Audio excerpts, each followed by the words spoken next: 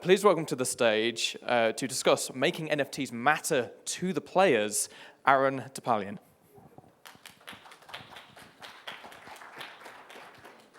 Yeah, thank you.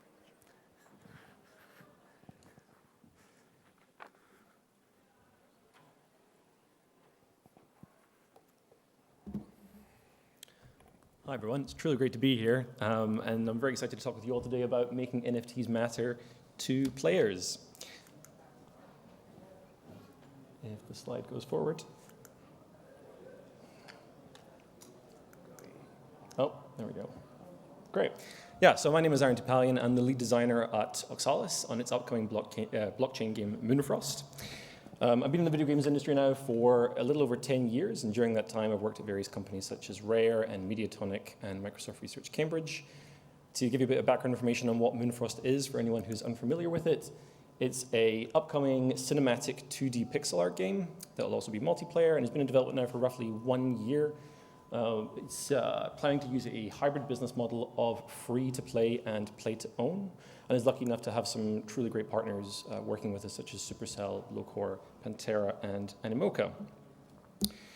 So what do I mean when I say making NFTs matter to players? What does that word player even mean in the context of this talk?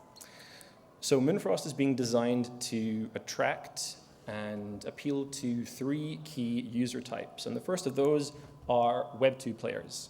So players who want to play and might want to earn, depending on how NFTs are surfaced and explained to them. We also have Web 3 players, so players who want to play and earn. And finally, we have speculators who will probably want to earn, but probably won't want to actually play the game. And it's really this group over here on the far left that I want to focus on today, and who I mean whenever I say the word player. This group of players very much ties into Moonfrost's mission statement, which is, simply put, to make a premium quality blockchain game that can generate mass appeal with non-blockchain audiences and essentially offer players their first, or Web 2 players, their first Web 3 experience that is approachable and accessible to them, that they can play and enjoy. So to do this, our NFTs have to be as appealing and unintimidating as possible, and how we're planning on doing that is kind of what I want to talk about with you all across 3 key goals. And the first of those is make a game that they want to play, specifically that target audience, and understanding who that target audience is, because tickets, at least I would argue, are only as valuable as the event that they relate to. So to try and elaborate a bit more on what I mean by that, I'm going to use an example that I'm hoping most of you are familiar with already, which is none other than the golden ticket from Roald Dahl's Charlie and the Chocolate Factory. Now, you could argue that the ticket is one of the earliest forms of non-digital NFTs that we have, right? It has one owner, its scarcity is entirely man-made, and it entitles the owner to something, which in this case is a trip to a chocolate factory. Now, if everyone in the world hated chocolate, which is a horrible concept, I know, but if everyone hated chocolate and this ticket existed, I think it's fair to say it would be fairly powerless, right? Because nobody would care about it, and in turn, nobody would go buying chocolate bars trying to find one, because nobody cares about chocolate in the first place in this scenario. So it isn't necessarily the ticket itself, golden or otherwise, that generates value or generates excitement, but what the ticket relates to instead, which is why we're putting such a lot of focus and emphasis on creating a premium quality blockchain game that our target audiences not only play, but continue to play and continue to engage with. Our next goal in making NFTs matter to players is to emulate real-world NFTs and to understand what they can teach us, because conceptually speaking, NFTs are not really all that new. And to try and illustrate this point, we can look at or ask ourselves what we sort of typically associate as characteristics with NFTs. And for me, at least, that covers 3 key aspects. The fact that their scarcity is entirely man-made, they are ownable assets, and they involve user-to-user trading.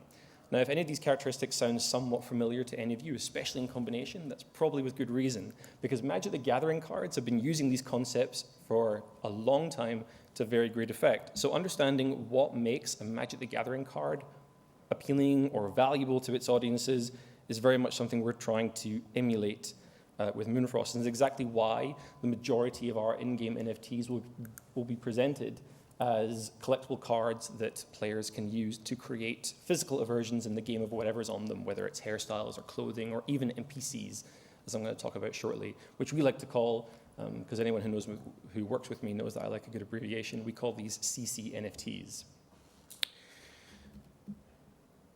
When it comes to looking at real-world NFTs, there are other aspects that we can also look at as well, such as editions and card condition. And card condition in particular is a fascinating aspect of real-world NFTs. The difference in value and rarity for a collector between a mint and used card can be in the millions. And it's an aspect of real-world NFTs that we very much want to capitalize on and emulate in Moonfrost with our NFTs. And to give you an example of that, a quick example, in Moonfrost, it's adorable, isn't it?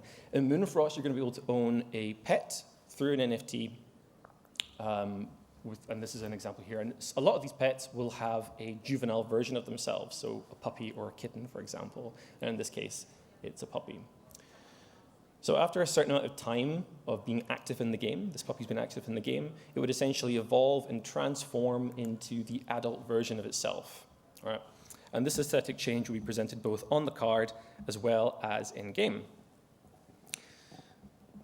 Now, what's important about this from a card condition standpoint is that the player who owned this card at the point of its evolution would have the sole ability to switch between the two different forms, the juvenile and the adult version. So in other words, some Moonfrost NFTs will support a mint condition. So in the case of the puppy NFT, a used copy of the card would mean that that puppy form has already been bound to a player's account. They can still trade the card as they want, but the puppy form is forever bound to them only. Whereas a mint copy of the card, a mint condition copy of the card, would mean that puppy form is still available to be claimed by another player. So as this example of Moonfrost NFTs hopefully illustrates, we're looking to not only emulate real-world NFTs, but also make sure that our NFTs have plenty of utility and purpose in our game, which is a very important part of what we're looking to do. And this brings me on to the third and final goal when it comes to making NFTs matter to player for us in Moonfrost, which is to touch on one other thing, just to mention. One of the cool things I think is particularly interesting about this concept of mint condition is that, at least in theory, based on how real-world collectibles accrue value and work, this puppy NFT would very likely go up in value as it becomes more and more scarce because more and more players are claiming the puppy. So it naturally and organically becomes a more and more rare commodity because our players are engaging with it. So like I say, the third and final goal is to tie NFTs to gameplay meaningfully, because gameplay can, or at least should, always come first. And this is a very important part of what we're looking to do. There's a quote here that I wanted to share with you all today that I thought was particularly relevant to this goal, but also to the day and the event, for that matter, in general, which is that any challenge to the status quo is normally thought to be mad, bad, or morally reprehensible until people see the benefits. And I think it's fair to say that NFTs are very much the challenge to today's status quo, just like free-to-play was when it first came around years ago and was labeled as something quote-unquote evil that would never, ever, ever catch on. And here we are. So a big part of the experience will be, like I say, collecting NFTs and earning NFTs through gameplay. And the benefits of NFTs will include things from owning pets to customizing yourself and customizing your environment, which are all things that are very relevant to this kind of game. But they'll also allow you to acquire what we foresee as being the most valuable and coveted prize in the game, which are highly visually impressive, optional, non-playable characters that can offer you benefits such as unique content and unique storylines and unique romance options. In other words, they'll be giving players what we think players care about most in their games, which is content. Simply put, more gameplay. More importantly, these particular types of card would be awarded in both an NFT and a regular version. And the NFT version would be looking to try and offer benefits. So unlike its counterpart, the NFT version of the card would be released before the regular version.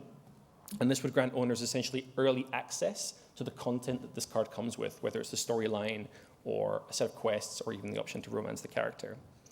So in week 1 of Season X, this card could be essentially presented into the game and would offer players a chance to essentially race each other for one of these coveted versions of the card so they can get early access, or at the very least, sell it to somebody who's interested in that early access.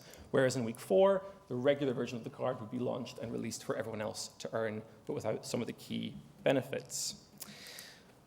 Now, not only would the NFT version award the owner with early access, but it would also offer them with a chance to get a head start, essentially, in acquiring bonus rewards that are linked to that content, be it NFTs or otherwise.